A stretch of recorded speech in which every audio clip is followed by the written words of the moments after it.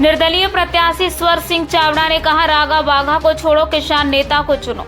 जैसे जैसे विधानसभा चुनाव की तारीख नजदीक आ रही है, वैसे वैसे चुनावी सरगर्मी तेज होती जा रही। इसी तारतम्य में बदनावर विधानसभा क्षेत्र के निर्दलीय प्रत्याशी स्वर सिंह चावड़ा में विधानसभा क्षेत्र में तूफानी जनसंपर्क कर रहे हैं।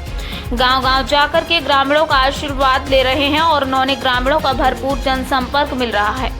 सोमवार को जनसंपर्क के दौरान निर्दलीय प्रत्याशी चावड़ा के द्वारा प्रेस वार्ता में पत्रकारों से चर्चा के दौरान कहा कि राघा बाघा को छोड़ो, किसान नेता को चुनो। उन्होंने कहा कि किसी भी नेता को 17 नवंबर के बाद फोन लगाओ, यदि वो फोन उठा ले तो आप जो कहो वो करने के लिए तैयार हूँ। एक सवाल के जवाब में चावड़ा ने कहा, चुनाव जीत जाता हूँ तो हर सरकारी योजनाओं को अंतिम व्यक्ति तक पहुँचाऊंगा। आगे और क्या कुछ कहा, देखिए बीपीटी न्यूज़ 24 पर संवाददाता राजेश चौहान के साथ। सबको प्रणाम। बदनावर की जनता को मेरा हाथ जोड़ के प्रणाम। आप सब मेरे माता पिता हैं, भाई बंधु हैं, मित्र हैं। आप सबको बारंबार नमस्कार। मैं ईश्वर सिंह चावड़ा, गांव सेमलिया, विधानसभा बदनावर का चुनाव लड़ रहा हूं। सर, आपके मन में चुनाव लड़ने का विचार कैसे आया? मेरे मन में चुनाव लड़ने का विचार इसलिए आया कि अभी हमारे यहाँ डेंगू फैल गया था, तो जो गरीब लोग हैं उनकी हालत देखी। 10-10, 20-20, 30-30 हज़ार एक परिवार के लगे और पूरा के पूरा घर बीमार पड़ा, कोई व्यवस्था नहीं। इसलिए मेरे को गरीब लोगों ने, उनके दर्द ने चुनाव लड़ने के लिए प्रेरित किया। दूसरी बात, दो मुख्य पार्टी के बड़े बड़े दिग्गज नेता चुनाव लड़ रहे हैं, उसके बीच आप चुनाव लड़ रहे, तो किन मुद्दों को लेकर चुनाव मतदाताओं के साथ जाओगे आप? मैं किसानों का मुद्दा, गरीब का मुद्दा, अंतिम पंक्ति में खड़े व्यक्ति की लड़ाई लड़ रहा हूँ। यही मुद्दे हैं जो सरकारी योजनाओं का लाभ अंतिम पंक्ति में खड़े व्यक्ति को नहीं मिलता है, वो दिलाने का काम जनप्रतिनिधियों का होता है, वो सही हो नहीं रहा है। आदमी वोट देने के बाद अपने आप को लूटा सा महसूस कर रहा है। आप जनसंपर्क में गांव-गांव जा रहे हैं, लोगों का रिस्पांस कैसा मिल रहा है आपको? बहुत अच्छा। मैं बदनावर का बेटा हूँ, सेवा भावना से लड़ रहा हूँ। मेरे से कुछ भी नहीं चाहिए।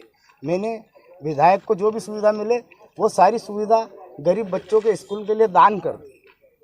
मैं कभी भी सरकारी सुविधाओं का लाभ नहीं लूँगा। आप बदनावर विधानसभा के लिए शिक्षा और स्वास्थ्य के बारे में क्या कहेंगे? स्वास्थ्य की व्यवस्था हर हफ्ते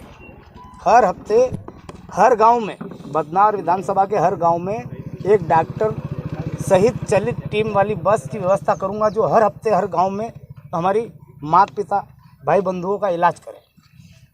और क्या आपके मैनिफेस्टो में है?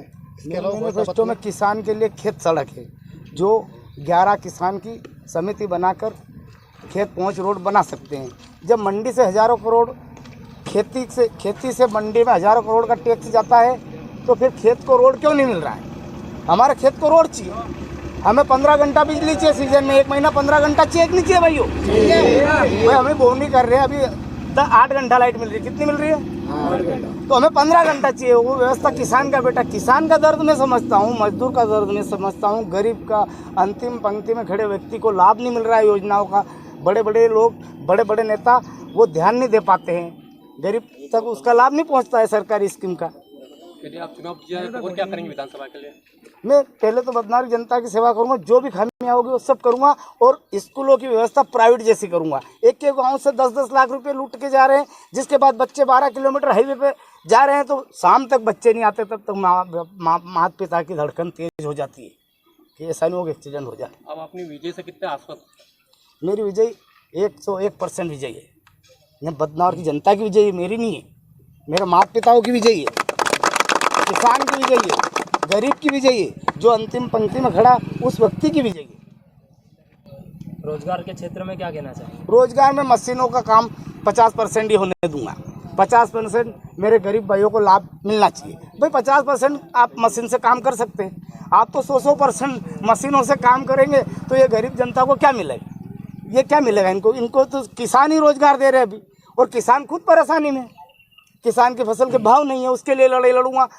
विधानसभा में जो समस्या होती है गरीब की, शिक्षा की, स्वास्थ्य की, ये सब मुद्दे मैं विधानसभा में उठाऊंगा, क्योंकि मैंने गरीब का दर्द झेला है, किसान का भी दर्द झेला है और अंतिम पंक्ति में खड़े व्यक्ति का भी दर्द झेला है।